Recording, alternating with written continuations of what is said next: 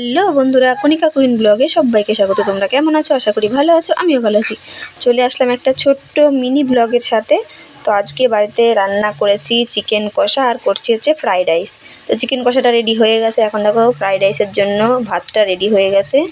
আর এখানে রয়েছে কাজু কিশমিশ, আর এখানে কড়াইতে হালকা তেল আর ঘি দিয়ে গোটা গরম মশলা ফোড়ন দিয়ে গাজরটাকে ভেজে নিচ্ছি।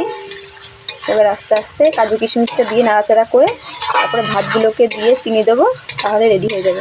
তো চলো, তার আগে তোমাদের সঙ্গে চিকেন কষাটা শেয়ার করি। তো বন্ধুরা, এই হচ্ছে আমার চিকেন কষা। কেমন হয়েছে অবশ্যই কমেন্ট করবে। দেখো এখনো ধোয়া উঠছে।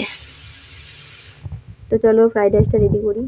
তো এখন কাজু কিশমিশটাকে দিয়ে দিলাম। কাজু কিশমিশটাকে একটু ভেজে নেব।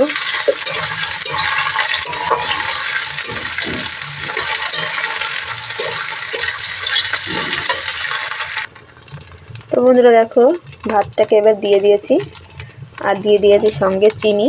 এবার ভালো করে মিশিয়ে নাড়াচাড়া করে নিলেই রেডি হয়ে যাবে ফ্রাইড রাইস। তো আমি নাড়াচাড়া করে রেডি করে নিই। তো বন্ধুরা দেখো, আমার ফ্রাইড রাইস পুরো রেডি হয়ে গেছে। তো কেমন লাগছে অবশ্যই কমেন্ট করে জানাবে।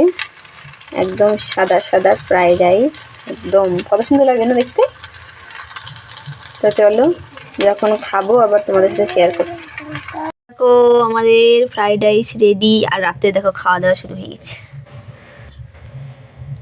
এই দেখো, কারণ আমরা সবাই বসেছি খেতে।